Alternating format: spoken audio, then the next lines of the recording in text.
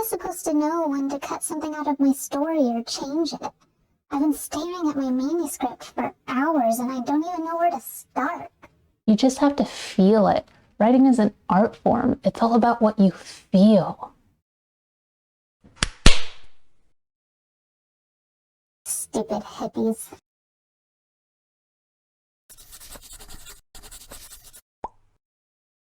Welcome to CC Writes. My name is CC Lepke, and today I'm giving you my no-nonsense guide on how to edit your story.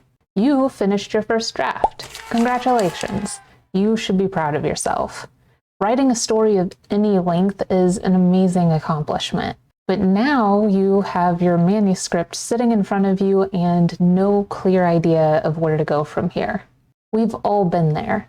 Transitioning from writing to editing and revising can feel like you took a trip to the moon. It may be one small step to the next part of the process, but it feels like a giant leap into the unknown. To help you make that leap rather than huddling overwhelmed inside of your creativity spaceship and ending your writing journey too soon, I'm giving you my step-by-step process for how to edit and revise your story, plus a little bit of encouragement to keep you sane along the way.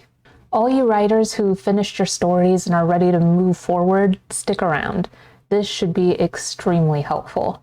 If you haven't finished or even started your story, don't bother watching this video.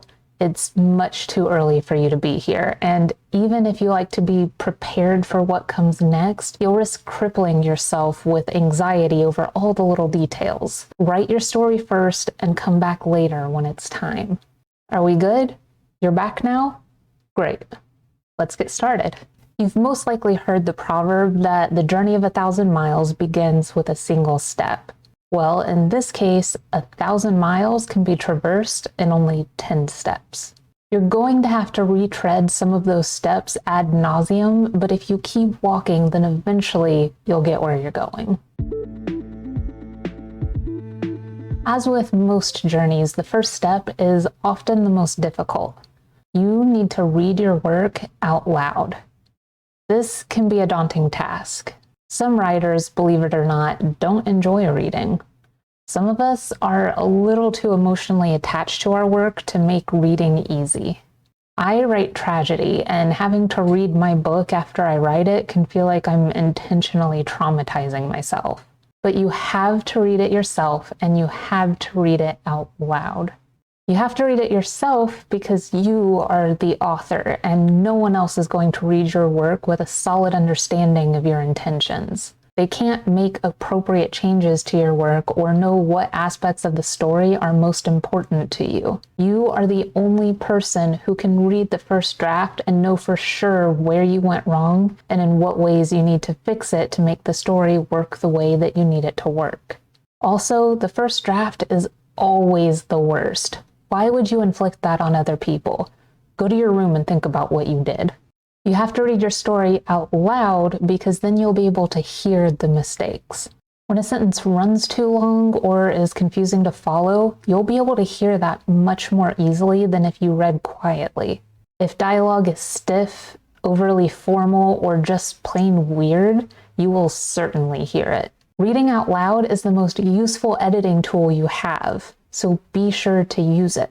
If reading your own work makes you anxious, then please take this encouragement to heart. You're not going to find out that you're a terrible writer. Your first draft isn't going to be perfect, but not writing something excellent on the first go-round doesn't make you a bad writer. Bad writers are the ones who don't take the time to review their own work. They're the ones who are too proud to cut out the dross, too lazy to put in the work, too scared to think they might fail. The only way you can prevent yourself from being a bad writer is to read your work. Start with the first sentence, work through the first paragraph, and then keep going.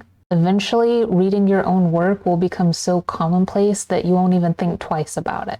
My last piece of advice on your first step is to not do any substantial editing as you read. During this step, you should take notes.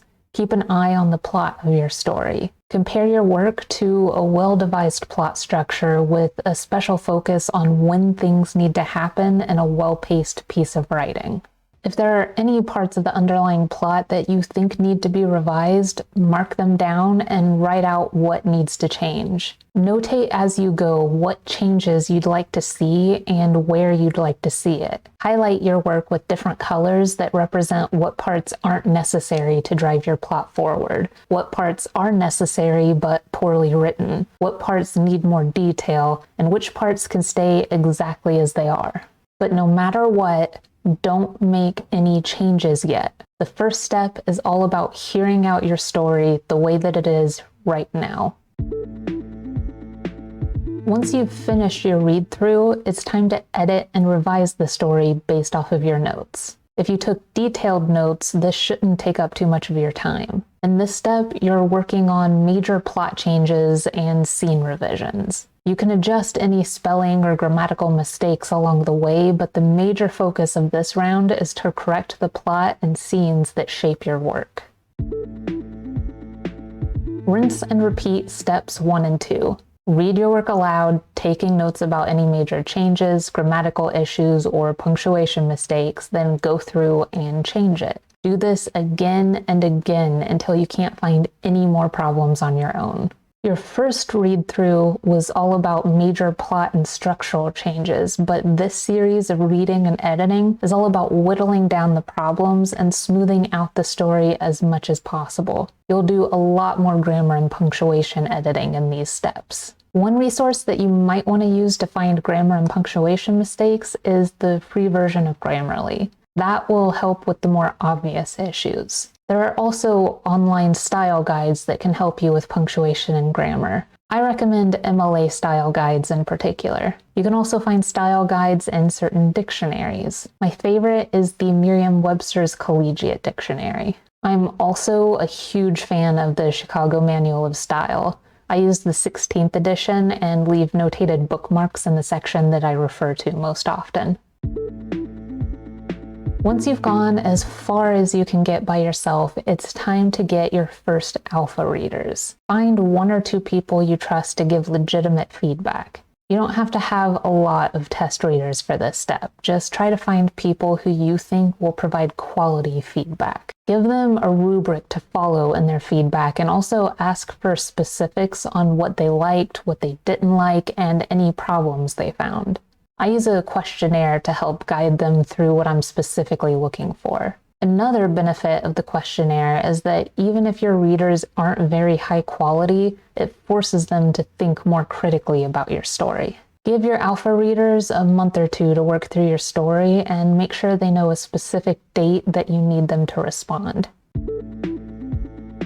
Edit and revise your story based off of your alpha reader feedback. Keep in mind, you don't have to make all the changes your readers recommend if it doesn't serve your intent for the story, but be open to what they have to say. Consider their advice carefully and make changes that are best for your story. Repeat steps 1 and 2 until you can't find any more problems again. By this time, it's gonna seem kind of tedious, but you need to go through your work with a fine-toothed comb to make sure that you take care of even the most minute errors. It's to your advantage in the long run. Once you're free of all the little errors that crop up in the revision process, it's time for you to collect beta readers, which is easier said than done. Find beta reading groups through Facebook who offer their services for free. Trust me, they exist. Get friends and family who like to read. A lot of people will say that the best option is to pay for this kind of service. And maybe they're right, but I've got bills to pay. When you're just starting out, paying people to read your work isn't always an option. So find beta readers where you can and tell the doubters to suck it up. You're doing your best and they can just deal with it. I promise, if you use a rubric and questionnaire to guide their responses to your story, free beta readers won't ruin your work. You also need to make sure that you get plenty of people from your target audience to read the story, because their reaction to it is going to be most important. But you'll also want a few people outside your target audience for a more well-rounded assessment. Give them a rubric to follow and then ask them specifics about your story. If they see mistakes, ask them to list the page and paragraph number. I forgot to do that with my most recent story, and I was punished by having to go through my story line by line trying to find the one sentence where I forgot the period. You don't want to do that. I recommend at least 5 beta readers, but try to aim for 20 if you can get that many people to help. You may not be able to, and that's fine. You should also be prepared for a large number of the people that you ask to beta read to not do it like they said they would. And that's also fine. Everything is fine.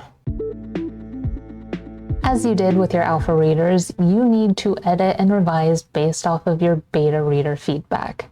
Just a solid reminder, not all feedback is helpful. If their comment doesn't help you to improve your work, then don't even worry about it. It's not worth your time. Repeat steps 1 and 2 until even the most minor mistakes have been smoothed and polished into a lovely shine. Maybe think about running the whole thing through Grammarly one last time to catch anything that you might have missed, just in case. And finally, give yourself a well-deserved break. Look at you. You edited a book. That really is the end of it, unless you decide to send your work to an editor. If you follow these steps, you'll take your story from a very rough first draft into a well-polished work that you can be proud of. It's going to get tedious along the way. You're probably going to feel tired and anxious as the process drags out, but don't give up. Each step takes you closer and closer to a place you've never been, and I promise it's worth making the trip. Do you have any advice for first-time editors on what to look out for when editing their work? Leave it in the comments below. And if you liked learning about my 10 steps to edit your work and want to see more from me about how to write, check out the video on top where I talk about how to write scene transitions. Otherwise, click on the bottom video to see what YouTube recommends. As always, thank you so much for joining me today on CC Writes. I hope you enjoyed our time together, and I will see you later.